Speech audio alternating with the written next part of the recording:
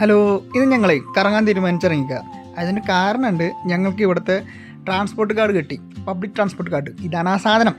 അപ്പോൾ ഞങ്ങൾ എന്തായാലും കറങ്ങാനായിട്ട് ഇറങ്ങി തിരിച്ചിരിക്കുകയാണ്. അൽമാട്ടി ലേക്കാണ് ഞങ്ങളുടെ ലക്ഷ്യം. ഈ നടന്നെത്തി ഈ ലേക്ക് കണ്ടപ്പോഴുണ്ടല്ലോ, ഇവിടുത്തെ വൃത്തിന്ന് എടുത്ത് പറയേണ്ട ഒരു സംഭവമാണ്. എന്ത് ക്ലീനായിട്ടെന്നറിയോ ഒരു ലേക്കായാലും അതിൻ്റെ പരിസരമായാലും പാർക്കായിട്ടൊക്കെ ആയാലും ഇവർ നോക്കുന്നത്.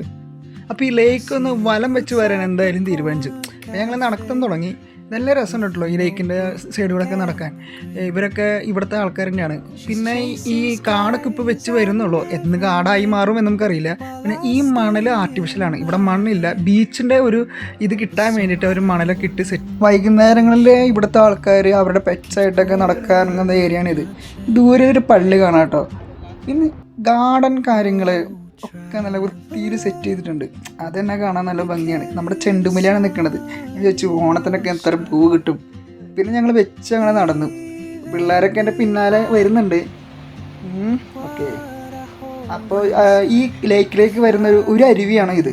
അപ്പോൾ ഈ അരുവി കാണാൻ നമ്മൾ ലേക്കിൻ്റെ മുകളിലേക്ക് പോകണം. അങ്ങനെ നടന്ന് മുകളിലെത്തി ആ അരുവിയൊക്കെ ആസ്വദിച്ച് ഞങ്ങൾ നിൽക്കുകയാണ്. ചെറിയൊരു വെള്ളച്ചാട്ടം പോലെ തന്നെയാണ് ഇത് സെറ്റ് ചെയ്തേക്കുന്നത്. പുഴയായി കാണുന്നവരുടെ പുഴയാണ് ഈ കാണുന്നത്. എന്ത് ക്ലീനും വൃത്തിയാണെന്നറിയോ. ഇനി ഈ കയറിയ കയറ്റൊക്കെ ഈ സ്റ്റെപ്പ് വഴി തന്നെ താഴേക്ക് ഇറങ്ങണം. ഒരു ഭംഗിയെന്ന് വെച്ചാൽ ആ പുഴയുടെ സൈഡ് കൂടെ തന്നെ അത് കണ്ട് ആസ്വദിച്ച് ഇറങ്ങിപ്പോകുക എന്നുള്ളതാണ്. പിന്നെ ഈ വെള്ളം എന്ത് ക്ലിയർ ആണെന്നറിയോ. ക്രിസ്റ്റൽ ക്ലിയർ എന്നൊക്കെ പറയുന്നത് ഈ സംഭവമാണ്. നമുക്ക് താഴത്തെ കല്ലുകൾ വരെ വൃത്തിയായിട്ട് കാണാം. ഈ അരുവിൽ ഒരു തരി മാലിന്യം പോലും നമുക്ക് കാണാൻ പറ്റില്ല. അത്രയ്ക്കും വേസ്റ്റ് മാനേജ്മെൻ്റ് ഉള്ള ഒരു പ്ലേസാണ് അൽമാട്ടി സിറ്റി.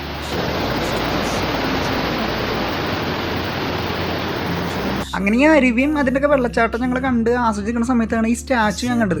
ഈ സ്റ്റാച്ചു മുന്നേ ഇവിടെ കണ്ടിട്ടുണ്ടെന്ന് എനിക്ക് ഓർമ്മയുണ്ട്. അപ്പോഴാണ് ആലോചിച്ച് മനസ്സിലായത് മുന്നേ ഇൻസ്റ്റാഗ്രാമിലൊക്കെ വൈറലായിക്കൊണ്ടിരുന്ന ഒരു വീഡിയോയുടെ കാര്യം ഓർമ്മ വന്നത്. ആ വീഡിയോയിൽ നടന്ന സംഭവം ഇവിടെയാണ് നടന്നത് എന്ന് ഞങ്ങൾക്ക് ഈ സ്റ്റാച്ചു ഇവിടെ കണ്ടപ്പോഴാണ് മനസ്സിലായത്. ഞങ്ങൾ ഒട്ടും പ്രതീക്ഷിച്ചില്ല ഈ ഒരു സ്റ്റാച്ചു ഇവിടെ കാണാനും ഈ സംഭവം നടന്നത് ഇവിടെയാണെന്ന് ഞങ്ങൾക്ക് അറിയണ്ടായിരുന്നില്ല. ഇവിടെ എഴുതി വെച്ചിട്ടുണ്ട് ഇവിടുത്തെ ഒരു നായ്ക്കുട്ടിയെ ഇതിൽ പെട്ടുപോയപ്പോൾ 4 പേര് കൂടി രക്ഷപ്പെടുത്തിയതെന്നൊക്കെ. അങ്ങനെ അതൊക്കെ കണ്ടു, കുറച്ച് ഫോട്ടോസൊക്കെ എടുത്ത് നോക്കിയപ്പോൾ തൊട്ടപ്പുറത്ത് തന്നെ ഈ അരുവിലേക്ക് വരുന്ന മറ്റൊരു അരുവിയെ കാണാം.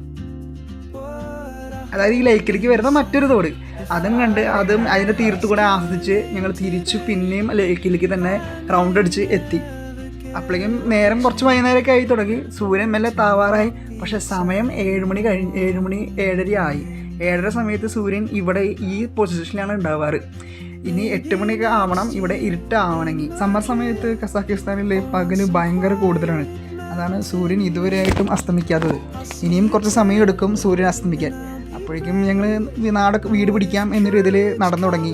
അപ്പോഴേക്കും അത്യാവശ്യം ആൾക്കാരൊക്കെ ലേക്കിൻ്റെ ചുറ്റും നിറഞ്ഞു. അപ്പോൾ അടുത്ത യാത്രയായിട്ട് കാണാം. അപ്പോൾ ശരി കേട്ടോ, ബൈ.